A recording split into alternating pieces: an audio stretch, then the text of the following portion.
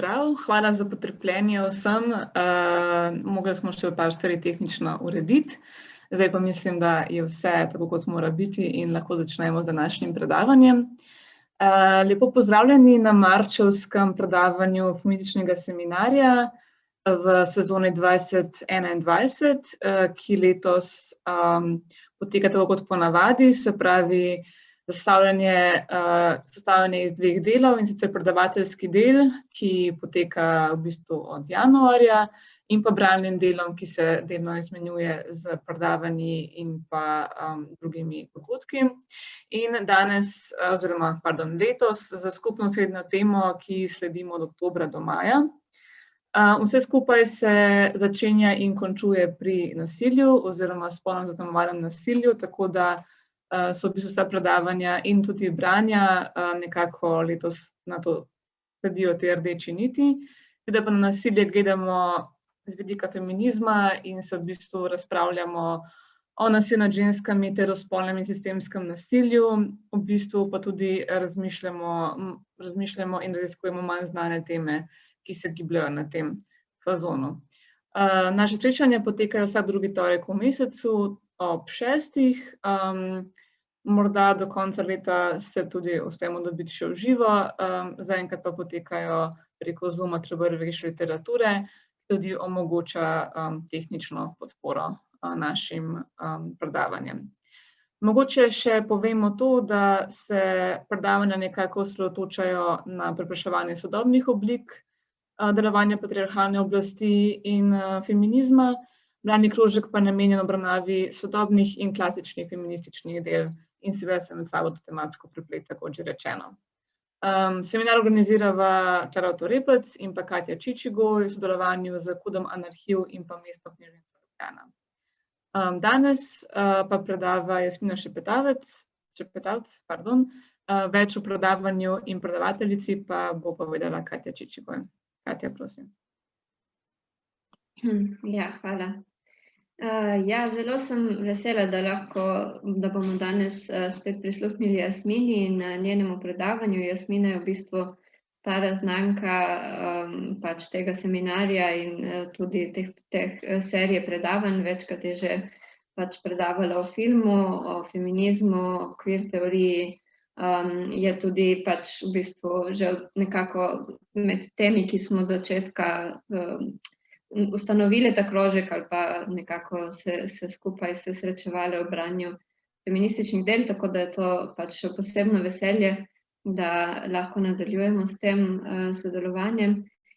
Jasmina je, verjetno jo mnogi poznate, je raziskovalka, sociologinja, filmska kritičarka, selektorica festivala LGBT filma, piše veliko o filmih in serijah za različne publikacije, znanstvene, strokovne in tudi publikacije o filmu, kot so Ekran, Dialogi, Kino in tako naprej. Poleg tega tudi predava na univerzitetni ravni o filmu in verjetno še marsikaj. Danes bo govorila o nasilju, spolno zaznamovanem nasilju v filmu, se pravi pred in za kamero. V svojem predavanju bo nekako postavila pod vprašaj te standardne reprezentacije nasilja nad ženskami, ki v bistvu ženske večinoma postavljajo vlogo žrtev, ki čaka na odrešitev, in bo pogledala, kako v bistvu film tudi lahko obravnava nasilje, spolno zaznamovano nasilje na nek feminističen način, ki v bistvu postavi recimo ženske in druge verjetno subjekte nekako iztrga iz vloge žrtev.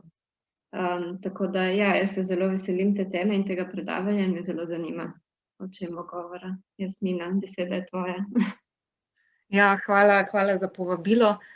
Upam, da me vsi slišite. Meni bi bilo tudi super, če se kar vključite vmes, ni zdaj to glih mišljeno kot neko klasično predavanje, pa po moje je to tema, v kateri vsi nekaj veste in imate verjetno kako mnenje o njej. Zdaj v zadnjih letih se mi zdi, da se v tej temi v bistvu pogovarjamo precej, tudi na račun v bistvu gibanja Jaz tudi, pa Weinsteina in tega pač njegovega sojenja. V zadnjih par mesecih pa verjetno ste tudi zasledili gibanje Nisi sama, kjer so v bistvu igralke začele opozarjati, ne, kaj se jim dogaja za kamero. Skratka, v teh letih, ne, v bistvu smo se začeli bolj intenzivno pogovarjati o teh nekih presekih filma in nasilja nad ženskami, tako za kamero kot tudi za njo, in se nekako spraševati, kako sta zares oba povezana.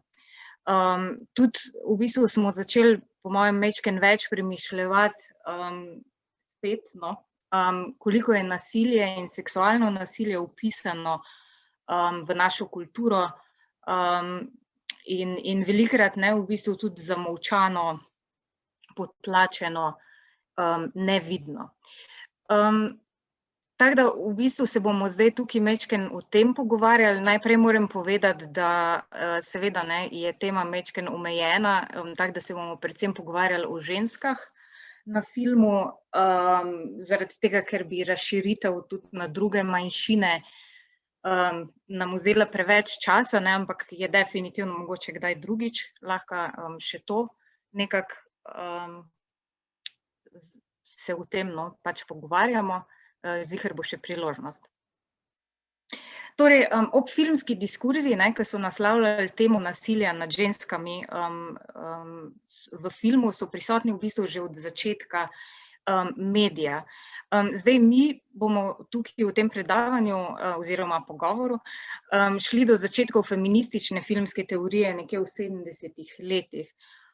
In kot bomo videli, ne, skozi to predavanje, je tema dosti kompleksna in je tudi v feministični literaturi imela dosti različne interpretacije. Zdaj, nasilje je definitivno del našega vsakdana, ne, in zato ima tudi v filmu ful pomembno mesto, ga moramo, ne, tematizirati v filmu in ponavadi tudi te podobe nasilja spodbudijo dosti kompleksne reakcije, ne. Zdaj, tukaj je treba opozoriti, da v feministični filmski teoriji, ne, zato ni šlo glih za moralistični diskurz, ko je bilo govora o nasilju, ker ta moralistični diskurz velikokrat potegne eno tako linearno črto, ne, med nasiljem na ekranu in nasiljem v realnosti, ne, in potem pozove k cenzuri, ne.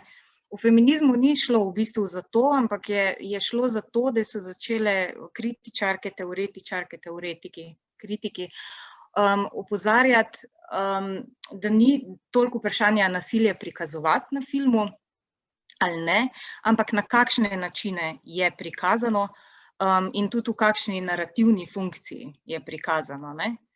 Torej, na primer, a je nasilje prikazano zato, da v nas spodbudi neko empatijo, jezo, žalost, nam da misliti o realnih primerih nasilja, v družbenih strukturah, v katerih se dogaja, ne, in na naših odzivih na njega, ne.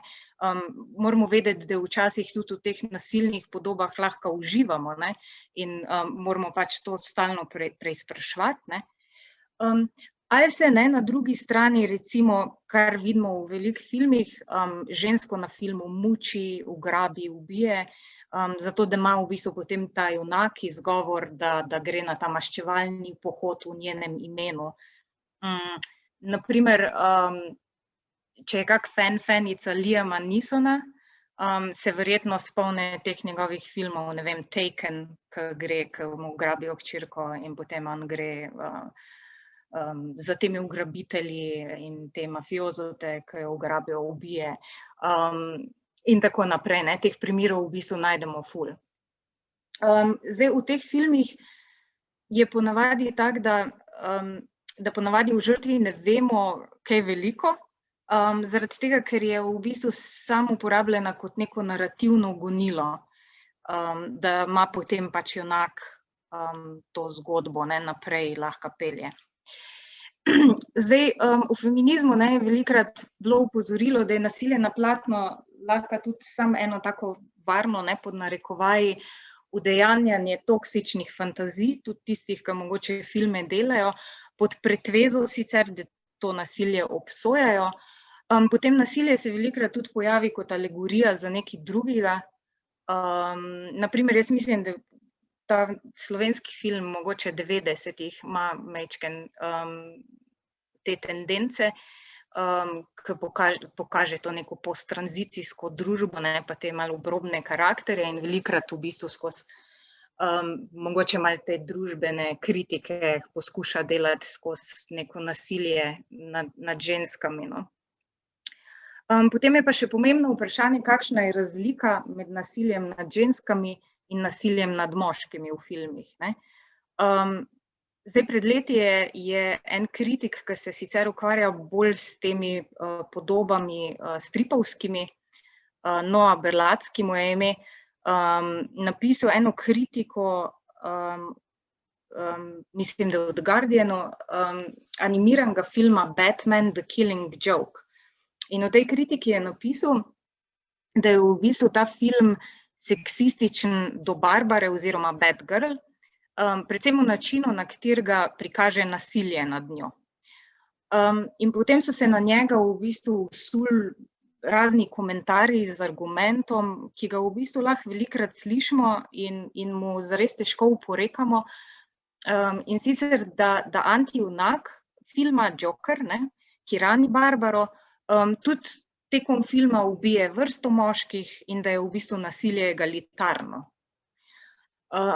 In res, ne, mislim, če pomislimo na povprečne filme, moški se nenehno pretepajo in mučijo in ubijajo med sabo v filmih, ne. In Berlatski je potem napisal članek, v katerem je odgovoril na vse te kritike in pokazal, da vseeno obstaja pomembna razlika. Zdaj pa si bomo pogledali ta klip, kjer Joker rani Barbaro in njenega očeta, pa bomo nekako potem poskušali ga majčkeno tematizirati.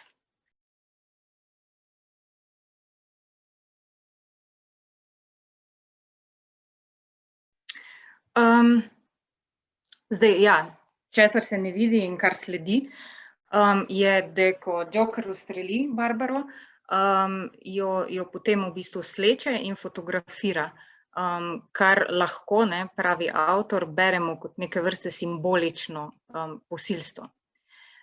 Torej, kar opozori ta Berlatski, je, da je nasilje nad ženskami v filmu velikokrat kodirano kot seksualno, ne, in voyeuristično. Recimo smrti moških so bodisi hitre ali pa prikazane heroično, ne, njih se ne more streti, so močni. Tudi recimo, ne, ta oče, ne, se herojsko nekako postavi, ne, najprej po robu Jokerju. Skratka, imajo moč, ne. Ženske pa so nekako prikazane kot ranljive in žrtve, ne. Njihovo trpljenje je pa velikokrat erotizirano, torej na nek način predstavljajo potem tudi nek erotični stimulans zgodbe nekoga drugega. Zdaj, ja, če imamo občutek, ne, da se v zadnjem času veliko pogovarjamo o tej temi, kar se, ne, je treba vedeti, da to opozarjanje na nasilje nad ženskami v filmu in televiziji in kakšne funkcije igra to nasilje, v bistvu ni novo, ne.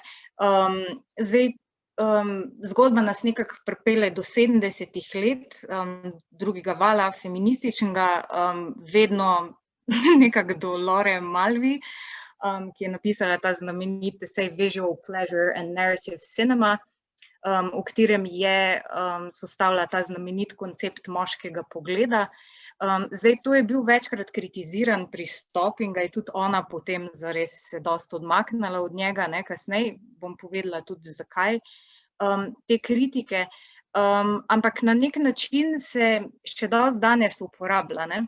Naprimer, zdaj je bil Berlinski filmski festival na spletu tudi in sem gledala en video, no, v katerem je bil intervju z francosko režiserko Céline Sciamma, v katerem njej v bistvu vedno rečejo, da na nek način ji uspe vzpostaviti ženski pogled. Tako da nekako moramo vedeti, kaj to pomeni, kaj to pomeni moški ženski pogled, odkot cirka to pride. V glavnem, če gremo nazaj v 70, so to zanimivi teksti, zaradi tega, ker kakorkoli, kjerkoli probleme imajo, so sistematično opozarjali, da je pač nekaj hudo narobe, da obstaja neko neravnovesje v filmskem svetu. Zdaj, Laura Mulvey sama uporabi psihoanalitični pristop za razumevanje filma in pravi, da je v bistvu našo fascinacijo s filmom mogoče pojasniti s konceptom skopofilije, torej neke želje po gledanju. In film to željo spodbuja skozi različne načine, opisuje jo v svojo strukturo in v svojo podobo vključuje in voyeurizem, torej neko užitek ob gledanju nečesa ali pa nekoga, naprimer objekta poželenja, in narcisizem, to je pa, ne vem, užitek v identifikaciji z neko podobo ali pa likom. Laura Mulvey pa nekako potem pravi, da je pogled lahko pasiven ali pa aktiven, in da je ločnica v bistvu povezana s spolom.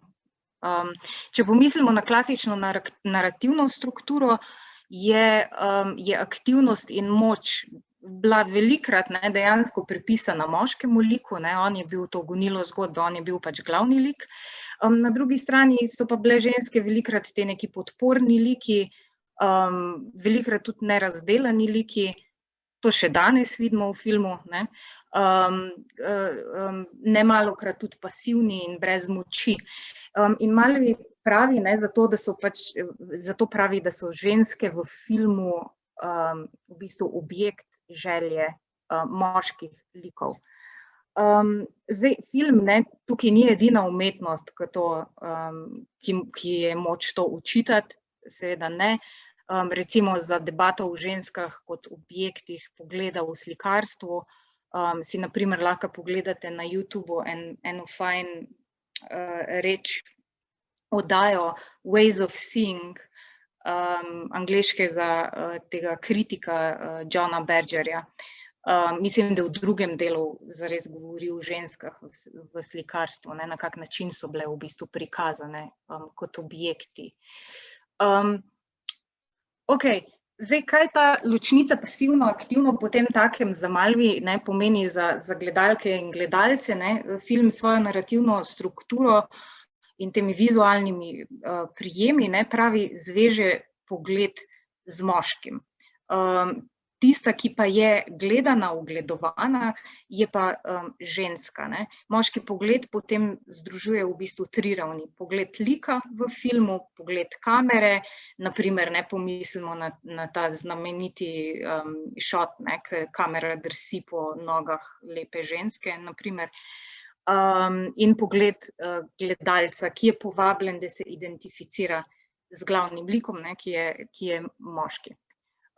Se pa stvar še bolj zakomplicira v tej teoriji in sicer ženska je v bistvu, pravi Mulvey, ambivalentna figura, ki na eni strani združuje to neko mikavnost in zapeljevanje, na drugi strani je pa po psihoanalizi tudi vir strahu, recimo ta vir strahu pred kastracijo. Zato se skozi zgodbo in podobo na nek način žensko velikrat razoroži, se jo naredi nenevarno. Bodisi se jo fetišizira, če pomislite na lik Marilyn Monroe, naprimer, to je ena taka fetišizirana podoba, majčkeno neumna blondinka, ki je pa lepa, pa nenevarna. Mulvey pa zanimivo tudi izpostavi Hitchcockove filme, veliko govori o njih, in pravi, da v bistvu Hitchcock rad svoje ženske kaznuje, naprimer v Psiho je en tak primer, bodisi podredi. Zdaj, kaj pomeni ta podreditev? Podreditev velikrat pomeni poroko, včasih pa tudi pomeni posilstvo v teh zgodbah. Zato pravi, da zgodba zahteva sadizem. Ne? To je ena taka znamenit stavek iz tega njenega dela.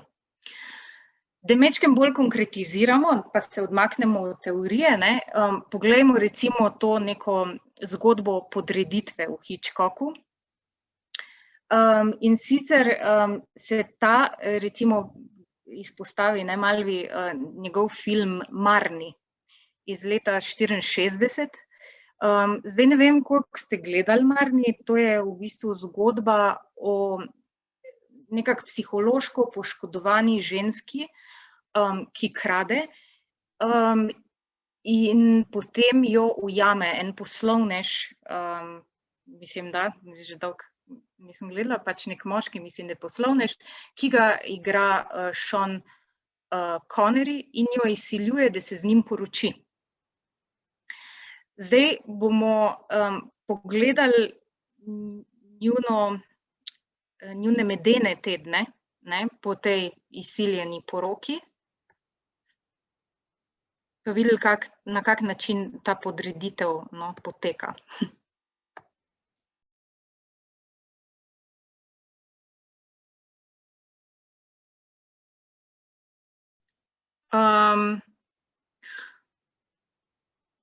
No, skratka, ne. Tu pač vidimo neko, mislim, vidimo to njuno poročno noč ali kaj, v bistvu ni poročna noč, no, medeni tedni, ko jo pač posili, ampak sčasoma v zgodbi zve, kje tiči njena travma, in ji poskuša pomagati, ne, na koncu filma sta objeta in zares zaljubljena, ne. Zdaj, treba je vedeti, da pri Hitchcocku je nasilje zelo niansirano, ne, te liki niso črno-beli, ne moški, ne ženske, ampak ta stereotip žensk, ki se, ne, sčasoma vdajo svojemu posiljevalcu, je pa grozljivo toksičen, ne glede na to, v bistvu, kako ga obračamo, ne. Zdaj, zanimivo je, da se Sean Connery zares velikokrat znajde v tej zgodbi, tudi na račun tega, ker je igral Bonda. In v Bondu najdemo sploh poln teh zgodb, ne, kjer se ženske najprej upirajo, potem pa rečejo, oh, James, ne, in je vse okej.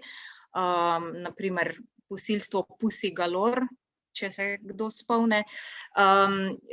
Potem najdemo tudi, ne, v klasikah, kot so Gone with the Wind, ne, če se spomnite, je neka scena, ki pride k tej Scarlett, ta Red, ne, njen mož, in jo potem na silo odnese po stopnicah, na kar jo vidimo, ne, naslednji dan čisto blaženo. In pa v She's Got to Have It, recimo od Spikea Leea, ne, v originalnem filmu, zakaj je potem Spike Lee kasneje rekel, da je v bistvu se zmotil, ne, da je to res ne bi smel narediti in da ne bi še enkrat naredil, če bi ga snimal. Skratka, no, ostanemo še majčkeno pri Hitchcocku. V Marni glavno vlogo igra Tippi Hedren, ki je tudi igrala v Ptičih njegovih, in ne vem, koliko ste sledili, no, pač tej zgodbi, zaradi tega, ker v Hitchcocku sta bila zdaj pred leti, no, posneta zares 2 filma, ki sta majčkeno govorila o tem njegovem odnosu do njegovih žensk. In ona je bila ena od teh žensk, in je o tem tudi zelo glasno govorila, v bistvu več desetletij, da ne bi jo med snemanjem teh 2 filmov nadlegoval, ko mu je rekla ne, ne bi postal dosti nekako posesiven do nje, in ji kasneje tudi zablokiral kariero. Zdaj, ko so snemali Ptiče, bomo pogledali to sceno, je scena, kjer jo pač napadejo te ptiči, ne, in ji je pred snemanjem obljubil, da bojo uporabljali mehanske ptiče. Ko je prišla na set, je v bistvu ugotovila, da bojo uporabljali prave ptiče, in so jih potem zaganjali te ptice proti njej. Zadnji dan so ji celo baje na obleko navezali te ptice, in potem je ena skoraj izkljuvala oko, ona je pa doživela tak en živčni zlom in je mogla iti za en teden v bolnico po tem snemanju, ne. Tako da toliko tudi o tem, kaj se lahko dogaja, ne, nekako za kamero, je pomembno vedeti.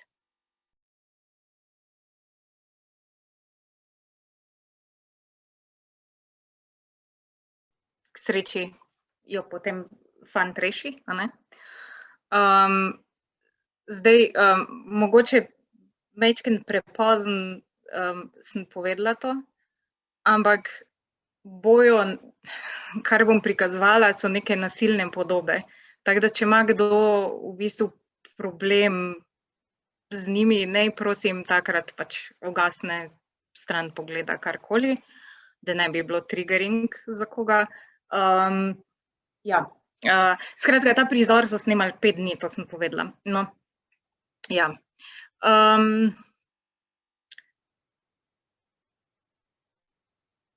Zdaj, teh zgodb v bistvu je veliko, pač tega nekega kaznovanja pred kamero in za kamero. Ena bolj znanih je tudi, za katero ste pa verjetno slišali, snemanje Zadnjega tanga v Parizu. Zadnji tango v Parizu je film iz leta 1972, ne, dosti kritiško priznan, ne, konec koncev, v katerem je igrala takrat 19-letna Maria Schneider, francoska igralka, in takrat 48-letni Marlon Brando. In v tem filmu se pojavi, mislim, gre se v teh dveh ljudeh, ki sta anonimna ljubimca v Parizu. In potem on postane vedno bolj nasilen in vedno bolj posesiven in jo na neki točki analno posili. Zdaj, problem je ta, da Maria Schneider sploh ni vedela, da se bo ta scena zgodila, zaradi tega, ker te scene ni bilo v originalnem scenariju.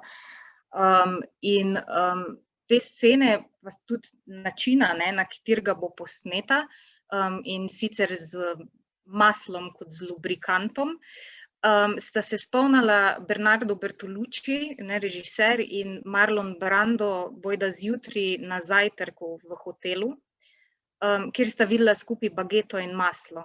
In sta se in jima je nekaj kliknilo, da bi pa to bila dobra ideja. Nista ji pa povedala, ne, kot je kasneje Bertolucci rekel, ker sta hotela njeno pristno reakcijo, ponižanje in jezo, torej da ne odreagira kot igralka, ampak kot ženska. Zdaj, to so bili časi, ne, ko še nismo imeli, zdaj veliko delamo na tem, da se ima tudi koordinatorje intimnosti, da bi se vsi počutili čim bolj udobno, ne, ker to za nobenega ni v easy snemati. Skratka, Maria Schneider je kasneje v bistvu govorila o tej sceni, ne, da se je po filmu počutila dosti ponižano in imela neke vrste tudi psihičen zlom. Pozneje se je zares borila za boljše pogoje dela za ženske v filmski industriji, sama pa nikoli ni več nastopala v filmu, v katerem bi bila gola, ne, tudi na račun tega filma, ker se je toliko počutila nekako traumatizirano. Zdaj, lani je bil, ne vem, če ste bili na Mestu žensk, je bil en super film Utihni in bodi lepa.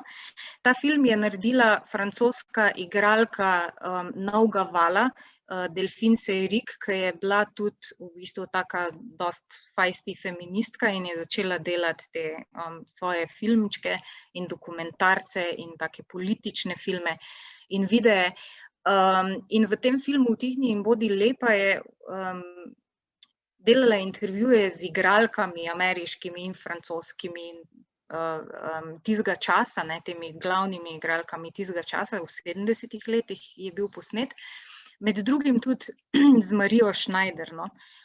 In so govorile o teh svojih izkušnjah igranja različnih vlog, kako so čutile, ne, do teh vlog, ki so v bistvu jih danes štejemo v ta filmski kanon in so kultne. In so praktično skoraj brez izjeme zares govorile o zelo slabih izkušnjah, ne, in o tem, koliko so se velikokrat počutile dosti ponižane, ali pa kako da nimajo svojega glasa, ali pa kako da so v bistvu napisane njihove vloge tako nerealno, da take ženske zares sploh ne obstajajo, ne. Tako da en super dokument časa, in če imate priložnost to pogledati, dajte, no. Okej, zdaj še en način kaznovanja v filmu, no, ki je mogoče zanimiv zaradi tega, ker ima prav svoje ime, je sindrom mrtve lezbijke ali pa pokopaj svoje geje. In sicer gre ponavadi, ne, pač za ljudi, ne, v tem primeru recimo, če vzamemo sindrom mrtve lezbijke, za ženske, ki se ne podredijo nekako heteronormativni matrici, ne, in patriarhatu in so ponavadi zaradi tega na koncu ubite. Zdaj, to ni hec, tega najdemo ful veliko v filmu in na televiziji. V starih časih recimo, ne vem, v filmu The Fox na lezbijko, ki noče pustiti svoje ljubimke enemu moškemu, ki pride tam mimo, pade na njo drevo in jo ubije. Potem v The Children's Hour gre za dve učiteljice in ta, ki se zaljubi, no, v to svojo drugo kolegico, prijateljico, v bistvu na koncu stori samomor. Potem sodobni primeri za tiste, ki ste gledali televizijo v 90-ih letih, so Buffy the Vampire Slayer, Urgenca in tako dalje. Torej, ne, spet ni problem, da pripadniki LGBT plus populacije, ne, recimo umrejo na TV-ju, problem nastane, ne, če jih do nedavnega skoraj ni bilo na TV-ju in na filmu. Ko se pa pojavijo, ne, pa njihov narativni lok v bistvu v 99% vodi v smrt. Ne, tukaj pa že lahko v bistvu majčkeno to beremo kot neke vrste kazna, ne. Tako da zato je treba te primere dobro analizirati, ne, se jih naučiti brati. Okej, zdaj, kaj je za narediti, ne? Malvi in feministična teorija 70-ih sta v bistvu zato zahtevala, da ženske začnejo delati svoje filme, kar je relevanten poziv v bistvu še danes. Je pa bila seveda večkrat kritizirana glede svojega pristopa, ne, ker pogled, identifikacija, želja, fantaziranje, ne, ki se dogajajo v bistvu v pogledu filmov, niso toliko enostavne in presegajo to neko preprosto spolno binarno delitev, ne. Navsezadnje se tudi kot gledalke, gledalci podobam upiramo, jih beremo velikokrat po svoje, delamo neke svoje konce.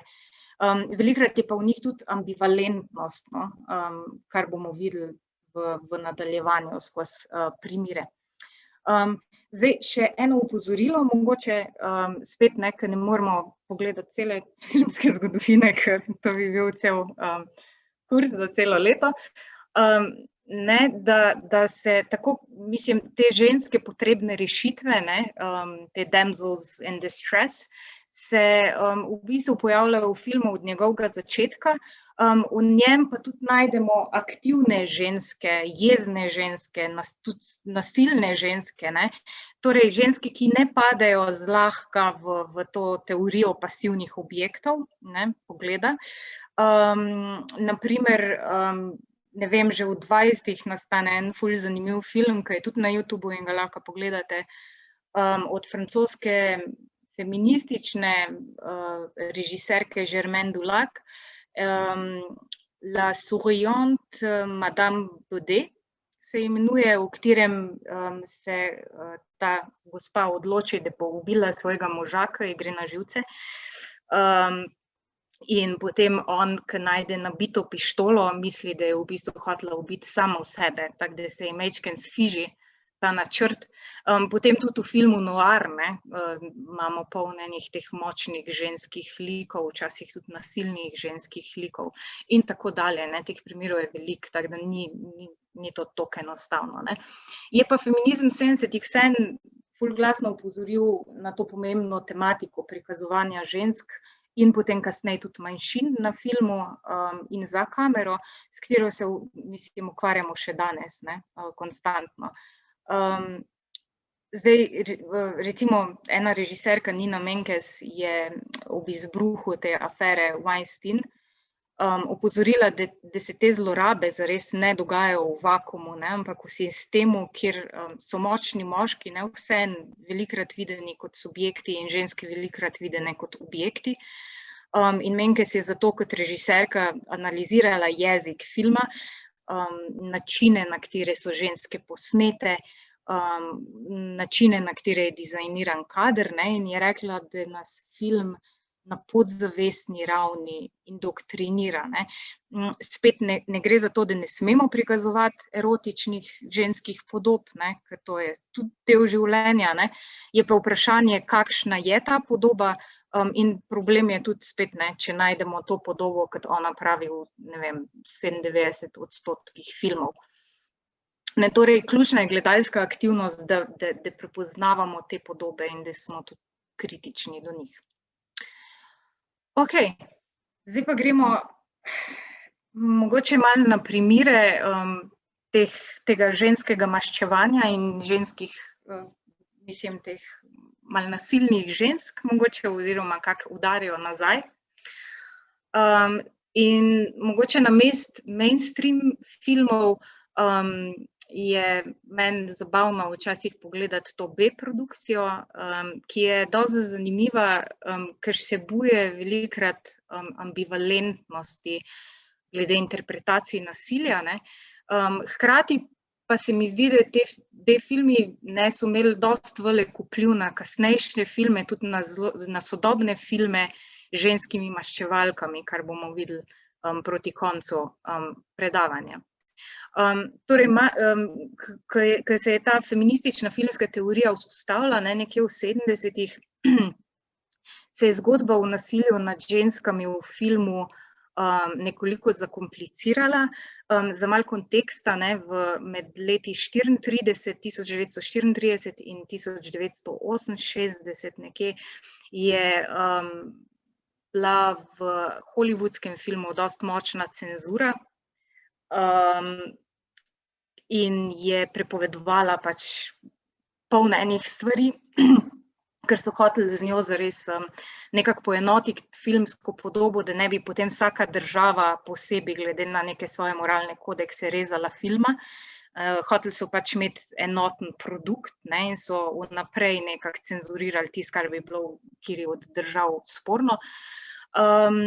No, in potem med drugim, ne, seveda je bila cenzurirana seksualnost, ljudje so se lahko poljubljali samo 3 sekunde na filmu in tako dalje.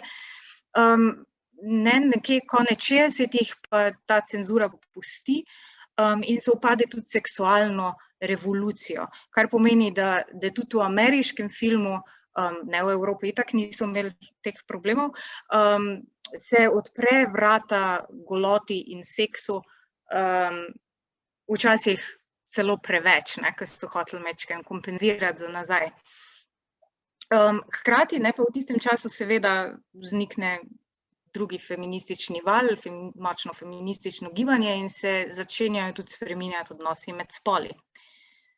Zdaj, v 70-ih, ne, tako postanejo popularni te neki zanimivi B-žanri z nasilnimi ženskami v glavni vlogi, in sicer žanri žensk v zaporih, rape revenge filma in pa lezbičnih vampirk tudi. Zdaj, te filmi so, ne, zanimivi zaradi tega, ker je njihova premisa osnovana na nasilju nad ženskami, hkrati pa ženske ne zavzamejo samo vloge žrtve. Torej, ne, so filmi na nek način razpeti med to izkoriščevalsko erotično podobo, ne, na eni strani, pa nekimi novimi feminističnimi diskurzi na drugi strani. Ne, in zato je tudi glede interpretacije teh filmov skozi leta bilo veliko enih konfliktov, ne. Zdaj, če vzamemo na primer rape revenge film, je struktura dosti podobna, no.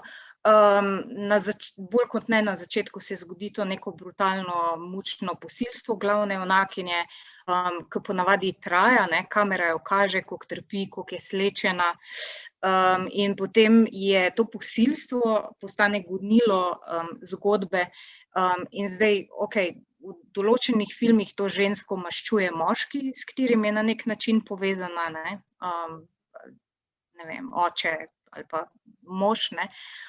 To najdemo že pač zgodbo v več filmih, ne, že recimo v tem Bergmanovem Deviškem vrelcu iz leta 60, pa Death Wish iz leta 74, potem recimo The Equalizer je en tak film bil leta 2014, skratka, ne, ta zgodba se ponavlja, ne, ampak bolj zanimivi, no, vsaj meni so pa te filmi, kjer se v bistvu maščuje sama. In so tudi taki kultni, ne, filmi bili v 70-ih, ne. Recimo I Spit on Your Grave, Miss 45, pa Lady Snowblood, ne. Zdaj bomo pogledali en kratek odlomek iz Lady Snowblood, ki je japonski film in je imel potem tudi dosti enega vpliva, no, na druge filmarje, predvsem na Tarantina, ki je ful, govori pa o tem, majčkeno je bolj zakompliciran, v bistvu neki mafiozoti japonski pač posilijo neko žensko in ubijajo njenega moža, na kar ona uspe ubiti enega od njih, in zato pristane v zaporu. In v zaporu se odloči, da bo zanosla z enim od paznikov, rodila hčerko in jo vzgojila v maščevalko. In to je zdaj ta uvod, kjer se hči enemu od teh tipov maščuje.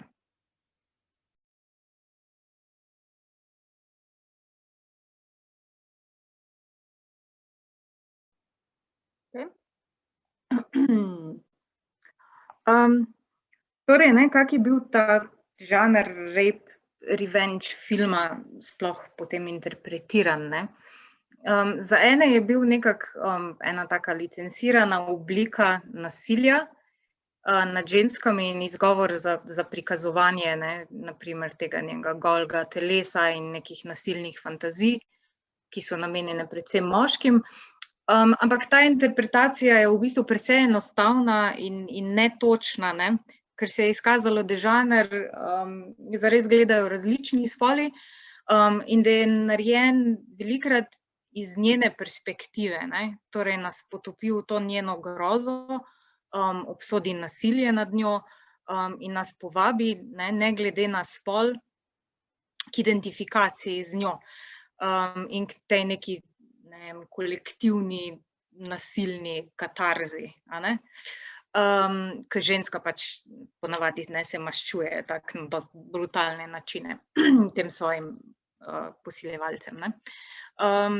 Zdaj, ena teoretičarka Carol Clover, ki je v bistvu pisala dosti o grozljivki in rape revenge filmu, pravi, ne, da zato imamo v teh žanrih velikokrat opravka s figuro zadnjega dekleta, torej dekleta, ki preživi in ubije pošast, ne, bodisi to neko vsakdanjo pošast, ne, ali pa neko nadnaravno pošast.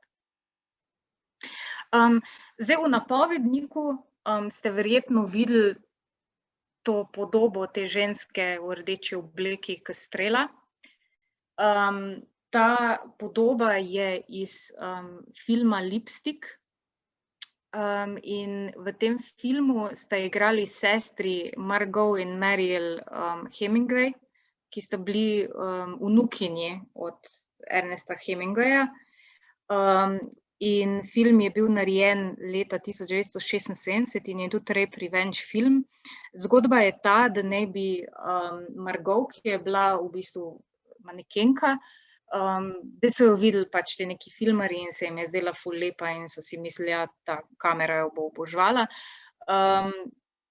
In so ji ponudili vlogo v tem filmu. Ker je pa bila njena prva vloga in je bila dosti živčna, se je odločila oziroma jih je prosila, da bi vlogo njene mlajše sestre v filmu igrala njena dejanska sestra, ne, torej Mariel Hemingway. In potem se je to tudi tako zgodilo. Skratka, zgodba je ta, da ona tudi v filmu, ne, igra manekenko, in potem ta njena mlajša sestra ima pa nekega učitelja klavirja, ki se majčkeno zatreska v njo in ji pokaže neko svojo muziko, in ker mu ona zares ne namenja toliko pozornosti, ko on misli, da bi mu jo mogla nameniti, jo posili, ne. Zdaj, ta prizor je v bistvu tako dosti dolgi, ne, in brutalen in spet vidimo jo golo, ne. Ampak potem za razliko od ostalih, mislim, od velik del tega žanra, ne, tukaj spremljamo sodno sago. In skozi to sodno sago v bistvu se ta učitelj klavirja, ne, kaže kot en tak, ne, bogi, prijaznež, zares, ne, in je na koncu oproščen. In tu lahko vidimo, ne, da so filmi tudi že vključevali neke vrste kritike, ne, na primer do sodnega sistema, ki ni kaznoval napadov. No, ampak na koncu, ne, ko je oproščen, posili še mlajšo sestro, in potem ga ona, starejša sestra, ustreli do smrti.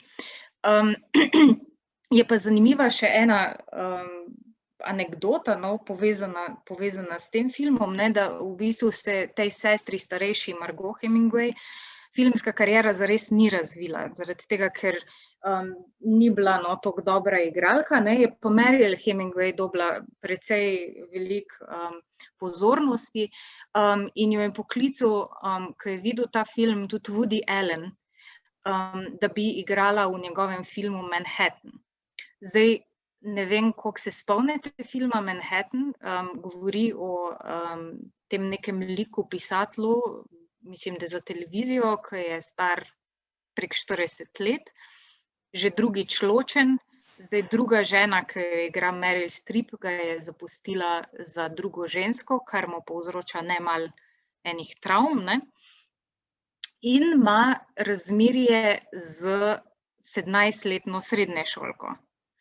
No, in to 17-letno srednješolko je igrala dejansko 17-letna Mariel Hemingway, ki je takrat, to potem je kasneje govorila, ne, odrasla v intervjujih, takrat ni čisto dobro vedela nič kaj veliko seksualnosti, ne, tam pa je kar nekaj teh štosov, kak imata, ne, ta 42-letni gospod in 17-letna njegova ljubimka, neko pač seksualno življenje, ne, in je rekla, da ni čisto dobro vedela, kva se dogaja, ne, da jo je pa potem povabil na izlet v Pariz, ne, in da ga je zavrnila, ne. Kar je, mislim, zanimivo je, ne, ker Manhattan še danes velja v bistvu za enega njegovih boljših filmov, in takrat ni, ne, povzročil zares nobene povzdignjene obrvi, ne, in časi so se tudi v tem smislu, no, spremenili, ne, sploh glede teh nekih obtožb, ne, povezanih z njim. Okej, zdaj, skratka, Alexandra Keller, ki je pisala o teh rape revenge filmih, obsežno je rekla, da so v bistvu te naši ambivalentni odzivi glede tega, kako te rape revenge filme sploh brati, da v bistvu odsevajo neko splošno kulturno zmedo glede definicij spolnega nasilja in odziva nanj, ne. Dober primer zadnjih let je na primer film Elle, francoski film Elle, kjer imate zelo, ne, mešane odzive. Zdaj vidim, da tukaj Katja ful miga, tako da bi jo vprašala. Kako bereš ti recimo ta film? Da si malo glas počema, veš? Ja, mislim, no, jaz se nisem ukvarjala z neko analizo tega filma ali sploh te tematike v resnici v filmu, ampak meni je to... A bi ga brala kot feminističnega ali ne? Ne, mene je blazno iritiral ta film, moram priznati, in se mi je zdel tako v nekem smislu pač neko preigravanje nekih teh nekega tega stereotipa pač ženskega fantaziranja v posilstvu in pač te neke kao ženske seksualnosti kot mazohistične in tako naprej. Tako da meni je zelo bil pač v tej liniji nekih, kaj so že tudi ti neki pogrošni romani, no, ko so že iz 19. ali 18. stoletja. Ali pa ne, konec koncev, Fifty Shades of Grey, whatever. Mislim, sej pač ven, ni tak film in je bolj kompleksna zgodba in je se tako reprezentacija bolj kompleksna, ampak na nek način se mi zdi, ja, to pač ima nek ta lik te uspešne ženske, ne pač poslovne ženske, ki pa v bistvu največjo neko zadovoljitev dobi ob posilstvu in tako fantaziranju o tem, ki jo je posilil. In na koncu se mi zdi tudi nekako ta neka katarza ali karkoli že, ta nek razplet je v bistvu tudi precej tradicionalističen po družinskem krogu, pa vnuki, pa to. Pa ne vem. Skratka, jaz nisem ga naklonjeno gledala, ampak nisem pa se prav zelo poglabljala v film. Ja, te katarze nima, ne, tega, kot si rekla, rape revenge žanra. Na nek način te čisto spusti hladnega na koncu. Ampak mogoče, a ga je še kdo gledal in ima kakšno drugačno mnenje? Ne? Ok, no, kot rečeno, kar oglašajte se, če vas kaj, ja. Ok, zdaj, drug žanr, ne, ki je zanimiv, iz tistega obdobja, mislim, ki se razpase v tistem obdobju, vse ne, da te podobe že niso prej se pojavljale, ne, seveda, je ženski zaporniški film, ki je pač spet ne, en tak svojevrstni izziv za gledalske in feministične okuse. Zdaj, te filme ponavadi prepoznate, ker ima vsak v naslovu kombinacijo besed caged, chained, hit, women, cage, whatever, to ne, je ponavadi. Zdaj, ponavadi imajo praktično isto premiso in ta premisa je tak dosti rahel okvir goloti, nasilju in seksu.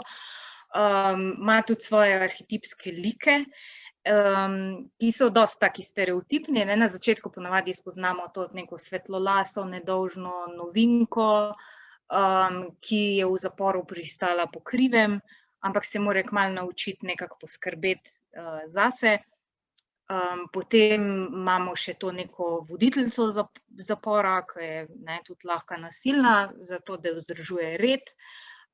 Velikokrat najdemo v teh filmih tudi lezbiko, butch lezbiko, ki je ne, taka zelo stereotipna, monstruozna zares figura, velikokrat povezana s temi nekimi živalskimi nagoni nenadzorovanega nadlegovanja drugih zapornic. Torej, ne, imamo opravka z neko monstruozno ženskostjo, ne. Potem imamo pa tudi to neko falično žensko, ki je pa ponavadi upravnica zapora in je taka avtoritarka, ne, seveda, ki izvaja to oblast. Je pa res, da upravniki zapora in pazniki so lahko tudi moški. Oziroma ponavadi je ena taka kombinacija, ne.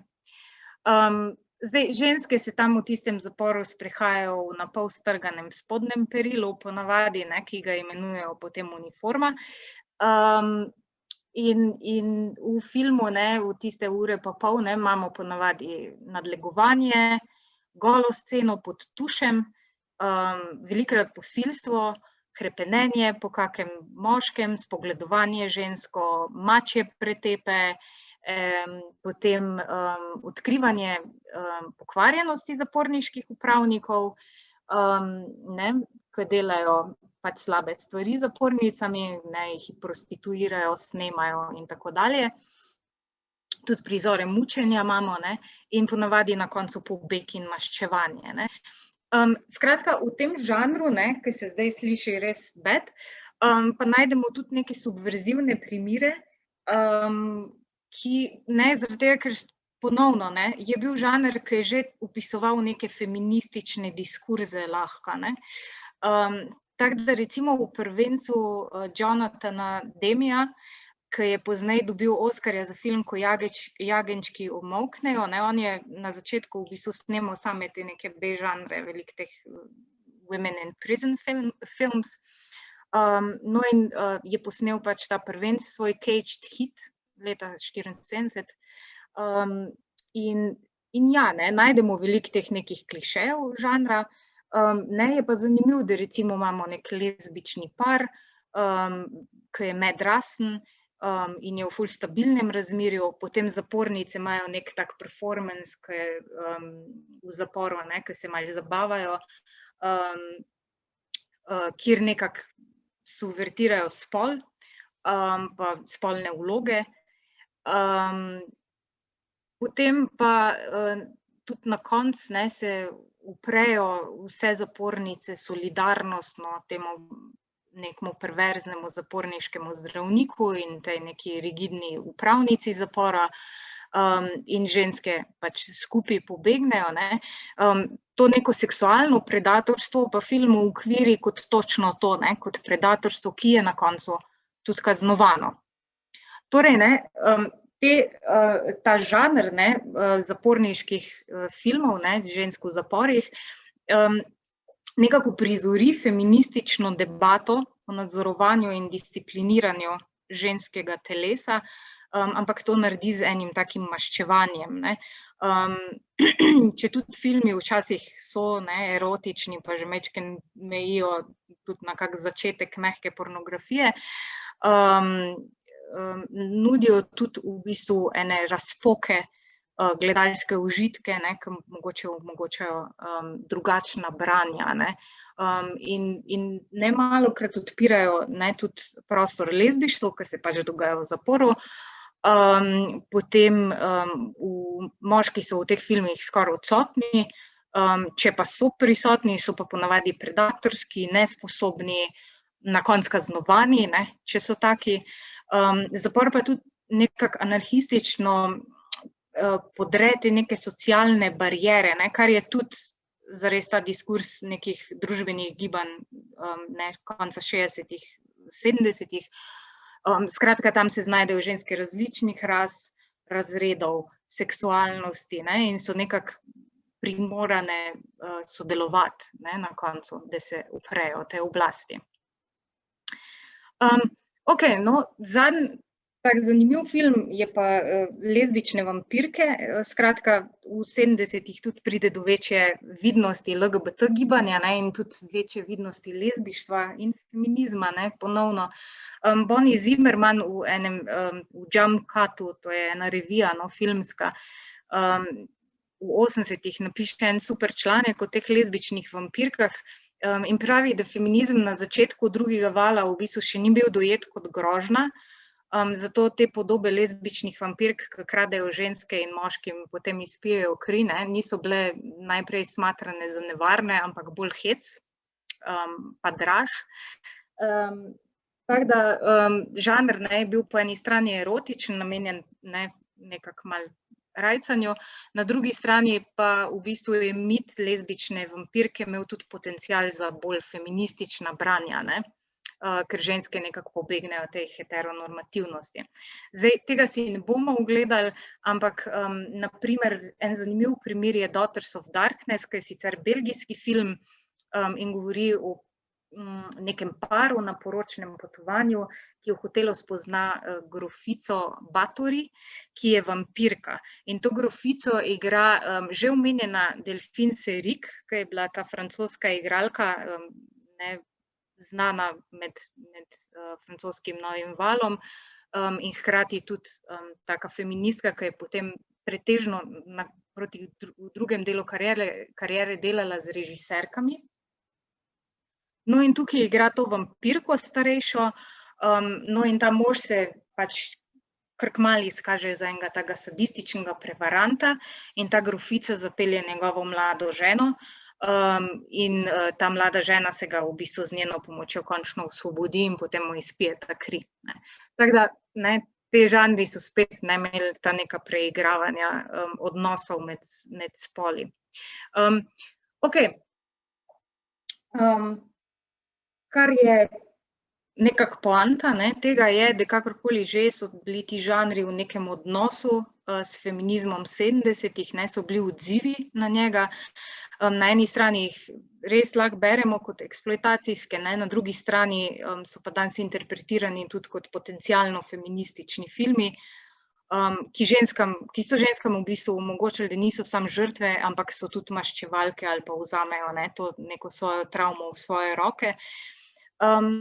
Sicer je vprašanje, in mogoče tudi vprašanje za vas, če bi se kdo vključil, koliko je to zmaga feminizma, ne? Da moramo najprej videti žensko, ki ful trpi, da se lahko z njo povežemo, ne? In da rečemo na koncu, ja, res si zasluži maščevanje, ne?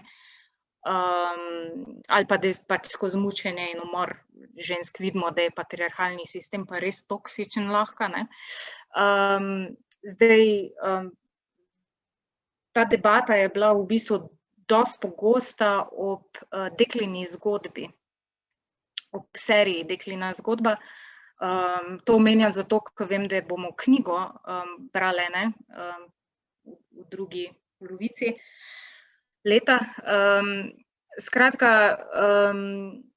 Deklina zgodba, za tiste, ki ne veste, ampak verjetno pretežno veste, no, se dogaja v neki taki distopični družbi, imenuje se Gilead, to je današnja Amerika, po religioznem udaru, ne. In seveda, ne, potem družba na novo strukturirana na način pač enega takega ortopatriarhata, kjer imajo ženske pretežno funkcijo vzdrževanja družin in rojevanja, ne, pa zelo malo pravic. No, in v drugi sezoni Dekline zgodbe ne, se ta sadizm, ne, nad ženskami, ne, in nadzor nad ženskami v bistvu še bolj stopnjuje. In če je to prvo sezono nekako si kritiki označali za feministično, ne, so rekli, da je druga že v bistvu torture porn. Torej, zdaj ne vem, če mogoče, ne vem, ima kdo, če je gledal in ima kakršnokoli mnenje o tem, bi bila vesela. Da spet majčkeno svoj glas počujem.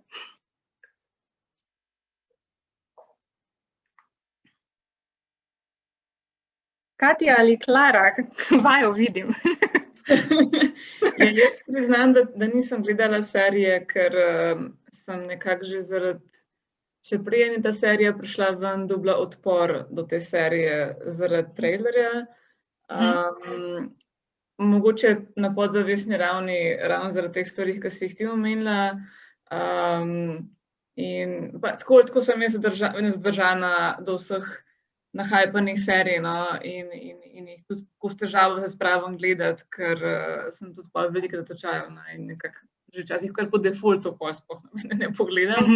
Ampak tukaj sem pa tudi tako, sicer jaz knjige še nisem prebrala v celoti, vem, da sem za neko radijsko oddajo na Radiu Študent sem neke odlomke prebrala iz te knjige in ko sem videla trailer za to serijo, sem dobila nek tak čuden občutek neke disonance, da nekako se ta serija definitivno ne bo ujemala s knjigo. Pa seveda razumem, da neke interpretacije sodobne obstajajo in še posebej, če poskušaš knjigo spraviti v serijo, moraš nekaj stvari dodajati zraven, no, je premalo, če pač res slediš črki teksta posamičnega. Pa razumem, glede na to produkcijo dela, da pač so stvari vseeno malo bolj tako tudi estetsko spektakelske, ampak meni je bilo tako, no, ker nisem se mogla sploh gledati te serije in očitno s dobrim razlogom. Če je druga sezona res takšna, kot praviš, no, tako da, ja, ne vem, jaz je pač, me je to že v štartu tako nekako malo odvrnilo stran, no. Kaj pa, če imaš kakšen drug pogled na to? Ali pa kdorkoli drug, seveda.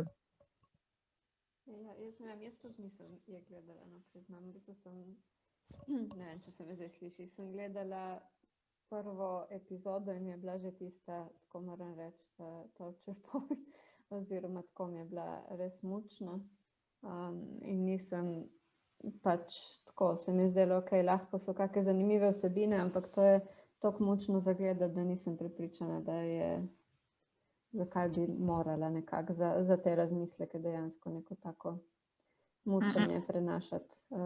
Zdaj pa ne vem, no. Mogoče pa kdo drug gledal. Mogoče je Kristina gledala, se mi zdi. Ali pa kdo drug.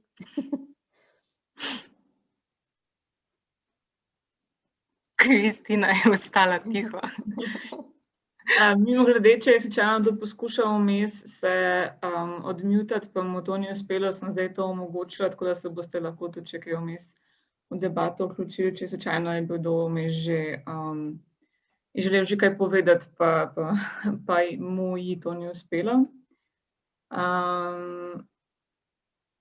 No, lahko tudi napiše komentar seveda v chat, če se ne želi izpostavljati, no, preko mikrofona in kamere, absolutno ta opcija obstaja.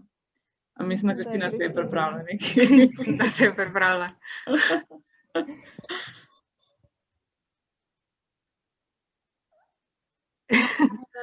Aha.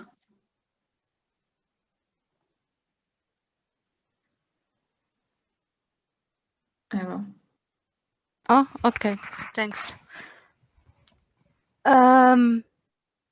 Zdaj sem pa vmes pozabila. A me slišite? Ja. Aha, ok. Ja, jaz sem gledala tole serijo, a ne? In meni je bila ful všeč. Je pa res, da zdaj, ko si izpostavila te, pač tole točko, da mora pač priti do nekega ekstremnega nasilja in trpljenja ženske, da se lahko identificiramo z njo, a ne? Ja, očitno je res, no. Ja, zdaj sem pa tako, sem se zamislila, no. Meni je všeč zato, ker tako z nekega političnega vidika gre po tej poti postopnega opuščanja teh osnovnih človekovih pravic žensk, ne, ker tudi tale glavna igralka je pač bila popolnoma presenečena. Saj je vedela, da se nekaj v ozadju dogaja, ne, do pač tega nekega ekstrema, ki jaz mislim, da ni prišel tako presenetljivo, to se je postopoma verjetno dogajalo, ne. No, iz tega vidika mi je bilo tako na začetku te serije to ful všeč, no. Pozneje pa ja, mi je bilo pač všeč, ker se je upirala, ker je postala vedno bolj militantna, bom rekla, no. In se je zoperstavljala znotraj tega sistema, a ne. Mislim, če ste, nočem spojlati preveč, ampak v enem momentu je odločitev, da ostane v tej družbi, ne, in nekako poskuša neko pač resistance narediti, a veš. Pol je pol malo tale hollywoodski moment, ampak ja, meni je bilo to všeč, no. Jaz druge sezone nisem gledala, moram priznati, zaradi tega, ker mi je ful pomembna, ne, ima ful pomembno poanto in hkrati mi je bila tudi izjemno naporna za gledati. Tako da, ko sem prvo sezono gledala, ne, sem se mogla prav psihično pripraviti za vsako epizodo, da sem jo pogledala. Medtem ko za drugo se pa potem nisem nekako v tistem obdobju mogla, no, saj verjetno bom še pogledala. Ja, tako da hvala za tvoje mnenje, ko si gledala celo. Prosim. Ja.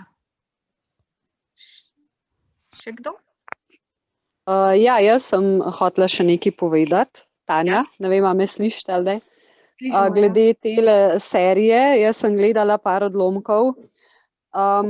Mene je v bistvu to ni spomnilo samo na neke ženske pravice, ampak na v bistvu vse skupaj, kako se nam lahko, sploh tako, ko gre svet zdaj hitro zgodi, no, da se znajdemo nekje, kjer nam je veliko dozeto. Bi pa nekaj sem še drugega hotela povedati, pa sem zdaj že pozabila, se opravičujem.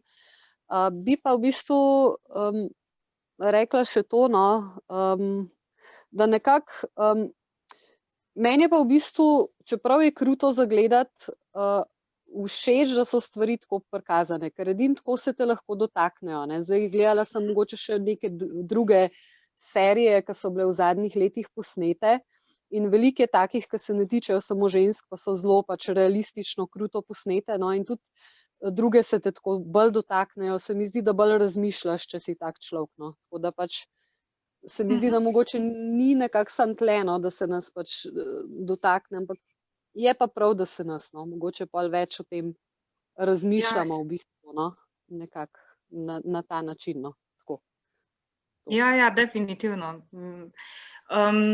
Mislim, sploh je bila Scary, ki je istočasno... še to, se pravičujem, če lahko, zdaj sem se spomnila, kaj so. Pač potem, recimo, ki je to bilo vse tako, pač ta patriarhalna scena je nekako stopila v ospredje.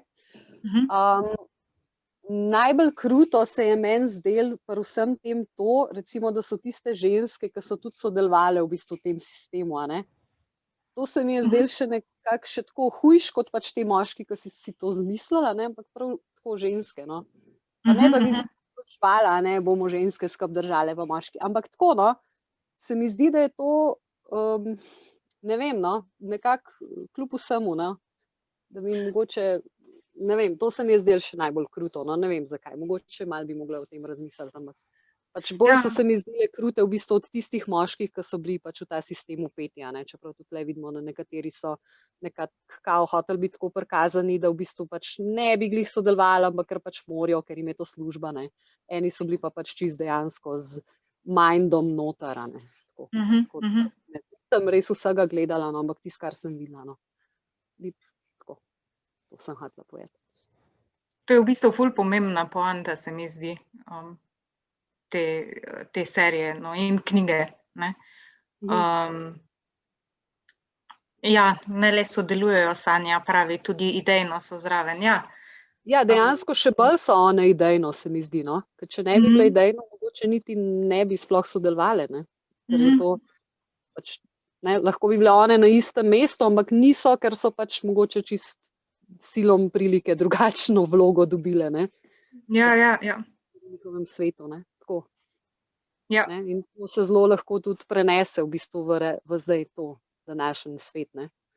Pač, ja, se pravi, mislim, Scary je bilo, ko je bil Trump, ne, istočasno v bistvu izvoljen. In potem so se začele kar nekako te stvari, ne, dogajati, pa daleč od tega, da bi bila Amerika edini problem, ne, se vemo, ne, ampak ne, koliko ne na hitro, mislim, koliko s temi nekimi malimi koraki pa neki veš, da se dogaja, ampak malo nisi pozoren, ne, potem pa zelo hitro v bistvu se lahko vzamejo te nepravice, ki vse to tudi vidimo zdajle, ne, ki jih imaš za samo po sebi umevne. Ja. Super, hvala. Če bo še kdo imel kaj za dodati? Ja, Serena, ja, je ful tragičen lik serije. Exactly. Prosim, dodajte. Zdaj, jaz bom še sam tole majčken zaključila ali pa skupaj dala, pa bomo še v par filmih se mogoče pogovorili, ki so novejši. Zdaj, v 80-ih in 90-ih se majčkeno zgodi, da se med temi B-žanrskimi filmi ženske maševalke velikokrat umaknejo tem psihopatskim morilcem slasherja, ne. Pa nasilje nad ženskami pride tudi iz B-filma v komercialni film, ne, in kritiško priznani film, kjer je to spektakularno nasilje nad žrtvami velikokrat tudi pomeni neko kritiško priznanje, ne. Tako da na nek način smo se potem nad temi filmi, če se spomnite svojih pogledov, ne, spet televizije 90-ih, ne, pač ne zgražali, ne, hkrati pa tudi verjetno bili velikokrat majčkeno otopeli. Se mi zdi, da smo to debato malo kasneje začeli, ne, kaj te podobe sploh pomenijo. Tako da kritiki nekako pišejo, ne, da se je trend začel z filmom Ko jagenjčki umolknejo leta 1991, nadaljeval pa s filmi, kot so, ne vem, Seven, če se spomnite, Kiss the Girl, Ameriški psiho. In v tem obdobju, ne, kar je pomembno, se vsaj jaz ne spomnim veliko teh nekih maščevalk, ampak ženske bolj maščujejo in rešujejo drugi. Mogoče je ena izjema ta Catwoman v Batmanu, Michelle Pfeiffer, če se spomnite. Danes smo pa spet v nekem obdobju, se mi zdi, redefinicije spolnih vlog, seksualnosti, tudi nasilja, seksualnega. In je zanimivo, da se te močne ženske in tudi maščevalke v bistvu vračajo v film. In velikokrat so te filmi zares tudi nadgradnja ali pa nadaljevanje ali pa redefinicija teh B-žanrov iz 70-ih, zato smo se majčkeno bolj njim posvetili. Zdaj, Kill Bill je ena od teh, ki ima v bistvu, itak je inspiracija bila Lady Snowblood, potem imamo Dekle z majskim tatujem, ki ima malo tega rape revenge filma, pa tudi filma noir. Zdaj bi vam pa prikazala eno reč iz enega filma, ki je pa, mislim, meni ljub režiser ga naredil, Sympathy for Lady Vengeance. To je korejski film, ki v bistvu združuje ta film žensko v zaporih in maščevanje, tudi rape revenge film. Govori pa o eni ženski, ki je pri 19 zanosila, pomoč poskušala poiskati pri svojem srednješolskem učitelju, in on se izkaže za totalnega psihopata, ki umori enega otroka, in potem mora ona prevzeti to krivdo, ker ji zagrozi, da drugače bo umoril to njeno punčko, ki jo je rodila. In potem pristane v zaporu. Ko pa pride iz zapora, se pa odloči, da se bo temu tipu s pomočjo svojih zaporniških kolegic hudo maščevala. Zdaj, ponovno opozorilo, tukaj pa je eksplicitno posilstvo in to posilstvo v zaporu, ko smo se prej pogovarjali o tej stereotipu te neke lezbijke, ki nadleguje, to se tukaj pojavi. Tako da mogoče, se pravim, če ima kdo kakšne triggerje.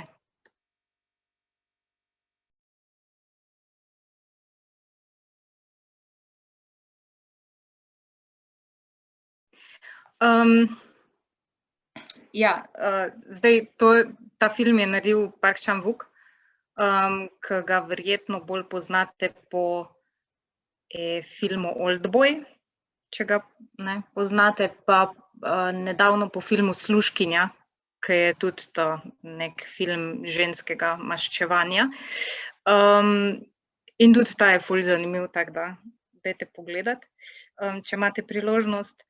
Potem imamo pa v zadnjih letih pač več teh filmov, recimo v različnih žanrih, naprimer Midsommar je grozljivka, žanr grozljivke, kjer imamo sicer spet en tak ambivalenten ženski lik, po eni strani se maščuje nad fantom in njegovimi seksističnimi prijatelji, in bi lahko rekli, da je njeno maščevanje upravičeno, po drugi strani je pa nekako predstavlja eno tako ženskost zvezano z monstruoznostjo. Potem sta pa še dva ful zanimiva filma, mislim več njih, ampak Invisible Man, ki je lani prišel ven in govori spet o uporabi žanra grozljivke, zato da ful dobro prikaže, na kak način se počuti žrtev nasilja, ki je zares noben ne verjame, in to neko klavstrofobičnost ful dobro v svoji podobi uspe nekako zgraditi.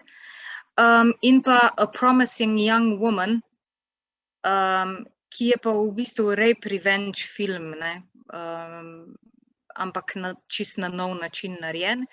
In govori o eni punci, o eni ženski, ki je nekoč študirala medicino, svojo najboljšo prijateljico, na kar so na kampusu, na faksu to prijateljico posilili, ko je bila čist nezavestna, pijana, in to tudi posneli.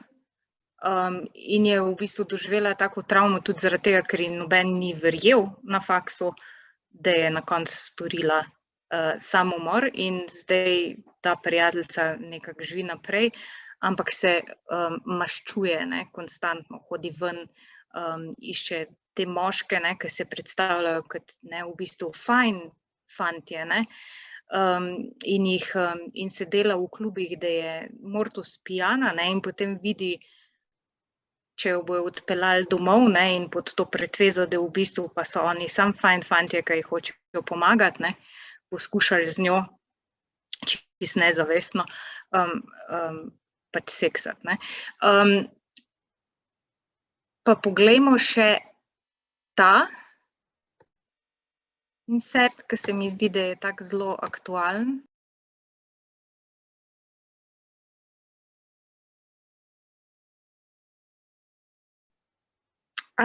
Je mogoče katera gledala ta film?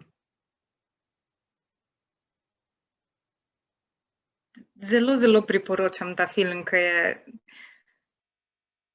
mislim, precej te pretrese, no. Glih zaradi tega, ker je zelo subtilno prikazano to, ne. Ni teh velikanskih maščevanj do konca. Ne, tako da. Ja, naslov je A Promising Young Woman.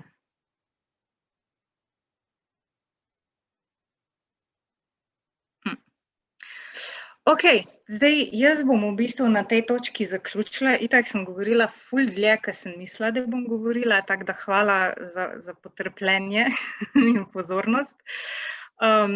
Kar bi rekla, no, pač za zaključek bi se v bistvu majčkeno ponovila, da vsi ti filmi kažejo, da je v bistvu pomembno tematizirati nasilje, ne, še bolj pa je nujno premisliti, kako ga prikazovati, iz čigave perspektive in s kakšnimi nameni, ker film, ne, navsezadnje ni nek čist nedolžen medij, ki ga imamo samo za zabavo, ampak ima tudi moč, da nas v relativno varnem okolju fikcije nekako prisili in pozove k temu, da nekako razmišljamo o specifikah naše realnosti, ali pa mogoče v potencialu nekih tudi boljših, bolj prijaznih svetov. Tako da to je od mene to. Zdaj pa, če imate kakšne koli komentarje, povejte. Kar pogumno, če ima kdo kako vprašanje. Jaz sem zdaj ugotovila, kaj je bila težava z mojim mikrofonom, sem imela slušalke. Okej.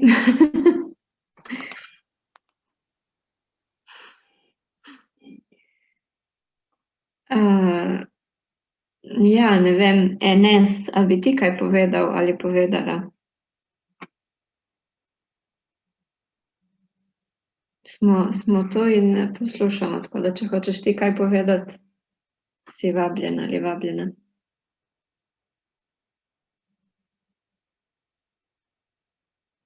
Ni videti. Hvala ti, Jasmina, za to predavanje. Je zanimivo. Tudi ti Jaz bi nekaj povedala, če lahko. Ja. Ja, jaz bi se zahvalila za tole. Super je bilo, na žalost sem na začetku pol urce zamudila, tako da zdaj, če bo kje kakšen posnetek. Bi se pa na to zadnjo tematiko malo navezala, no. Se mi zdi, da je to tista najbolj pereča tema, no, o kateri bi bilo treba veliko govoriti, pač kar tudi zadnji dogodki, ki so, se recimo mogoče povezujejo na tak film, a ne. pač eni ljudje so močni, pa to nekako preživijo, eni manj močni in pa tako podležejo, ampak nekako tako, no, ker te zgodbe se mi zdi, da so še najbolj take, da pustijo posledice tistemu, ki se potem odloči, da se bo s tem boril, a ne, v smislu, da se takoj začne razpravljati, kakšno je bilo prej življenje tega človeka in zdaj pač, če ta punca ženska ni glih taka totalna svetnica, ki je prišla dol z neba, ne, se to zelo potem secira in razpravlja in kaj je in kaj ni in tako naprej. Tako da se mi zdi, no, da mogoče je to tudi ena taka posebna tema, no, ki je malo tabu pravzaprav za vse skupaj.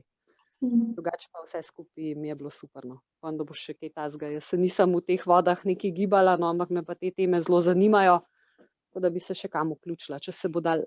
Tako da hvala. Ja, absolutno, hvala, Tanja. Ja, to mogoče... Ker sem v eni taki situaciji, da mogoče za javnost, ampak tako.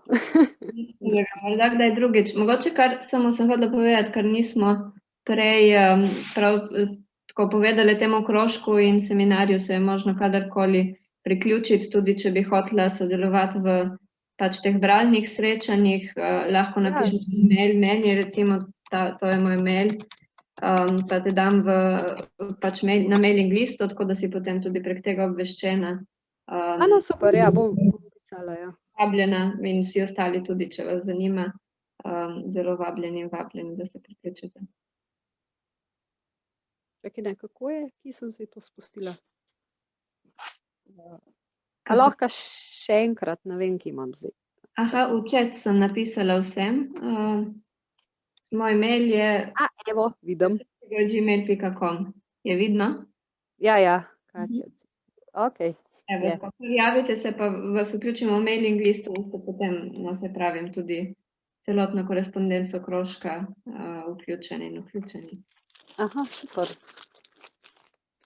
Drugače pa super, hvala za sodelovanje in za vse vprašanje, za to debato. Se mi zdi, da je fajn, da je tudi tako malo bolj razgibano predavanje, ki je sicer bolj super in zanimivo, ampak se mi zdi super, da se tudi da tako neka mnenja že vmes izmenjati in peljati misel naprej.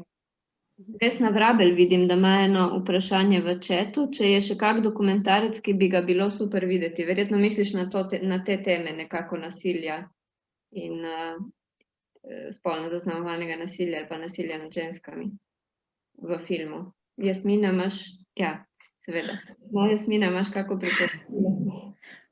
Ja, mislim, zdaj iz glave se mečkam slabo spomnim, definitivno bi bilo fajn, če imate priložnost gledati te filmčke, ki so bili na mestu žensk. Pa vse te uporne muze so se imenovali, ta skupina, ki je začela delati video ravno zaradi tega, da je nekako začela tudi opozarjati, kaj se dogaja v francoski družbi tistega časa, in je delala te neke intervencije. Tako da definitivno to bom pa majčkeno premislila, pa lahko mogoče pošljem en seznam filmov igranih in dokumentarnih na mailing listu. To bi bilo super, ja, lahko potem objavimo tudi na FB-ju. Ja, bomo tudi potem v dogodek objavili ta seznam pa na našem Facebook profilu Sestrovščina ponosnega delfina. Tudi tam spremljamo, mislim, tam objavljamo razne dogodke, dogodke pa najave predavanj in bralnih seminarjev, tako da tam se da, evo to, hvala Katja, jaz sem pa mogoče še prav link nalepila, da bo direktna povezava. Tudi seveda na stranih Trubarjeve literature, ki seveda skrbi za tehnično podporo, tudi tam se najdejo najave vseh stvari. Aha, tudi Maja si želi, če pa filmov obe iz 80-ih in 90-ih, super. Aha, pa tudi Andreja Kos je priporočila, nas napreda nek seznam relevantnih filmov in dokumentarcev, tako da očitno, Evo, super. Se kar vrstijo v bistvu zdaj povezave, tako da super. Bomo nekako, bom in Katja v bistvu vse zbrali na kup, kar ste zdaj objavili in še druge z naslednjim seznamom. Hotela sem to omeniti, še ta dokumentarni film, ki ga je Jasmina omenila, nekaj je bil na Upornih muzah. To je bilo, mislim, da lani na Mestu žensk. Od Delfin Zerik, se pravi Vodi leta in Utihni ali kaj nekaj podobnega. Ne?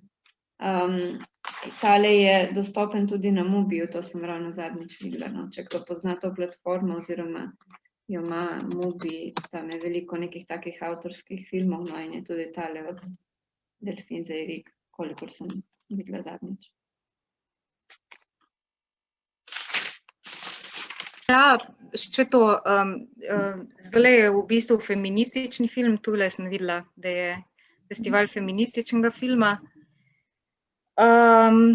Trenutno še poteka, mislim, da do jutri, še lahko pogledate si filme gor, predvsem kratke filmčke. Tule je link, že v chatu. Žana dala. Cefi.si. Super, odlično.